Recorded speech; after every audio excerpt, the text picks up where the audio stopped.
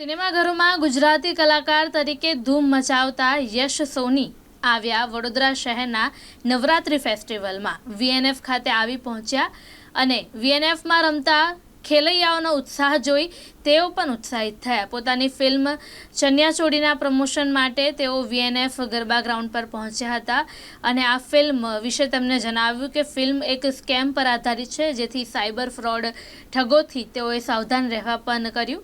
ત્યારબાદ તેઓએ આરતી કરી અને ધન્યતા અનુભવી. એટલું જ નહીં પરંતુ તેઓ વીએનએફના ગરબા જોઈને ખૂબ જ ખુશ અને આનંદ અનુભવ્યા. બહુ સરસ ફીલ થઈ રહ્યું છે. વીએનએફમાં હું બીજી વખત આવ્યો છું અને ઉમળકો અને ઉત્સાહ ઓર વધારે વધી ગયો છે.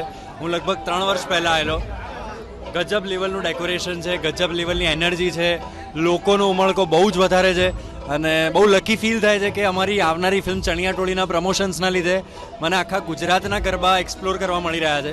બટ આઈ મસ્ટ સે કે આખા ગુજરાતમાં બરોડા ખરેખર એક અવ્વલ લેવલ પર છે.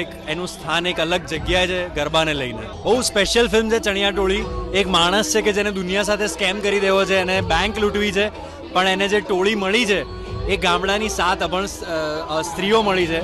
7 અભણ સ્ત્રીઓ અને એક દાદા જે બી અભણ, જે લોકો ક્યારેય બેંક બી નથી ગયા. હવે કઈ રીતે આ માણસ આ લોકો સાથે બેંક લૂંટશે, એમાં શું ગુફઅપ થશે, શું હાસ્યાસ્પદ પરિસ્થિતિઓ ઊભી થશે, એના વિશેની અમારી ફિલ્મ છે. યાર ઓનલાઈન ફ્રોડ બહુ જ વધી રહ્યો છે. આપણે સ્કેમર્સને તો એવી અપીલ નહીં કરી શકાય કે પ્લીઝ સ્કેમ ના કરો, તમે આવું ખોટું કામ ના કરો, કારણ કે એ લોકો તો નહીં સાંભળે. પણ હું એ દરેક લોકોને વિનંતી કરીશ કે જે લોકો આજે સ્માર્ટફોન વાપરે છે કે પ્લીઝ થોડા સાવચેત થઈ જાઓ અને જે પણ તમે મેસેજ કે જે પણ વોટ્સએપ પર લિંક કે જે કંઈ પણ તમે ખોલતા હો એક વખત વિચારીને ખોલો કે આ હું ક્યાં જઈ રહ્યો છું, આ ક્યાં લીડ કરી રહ્યું છે.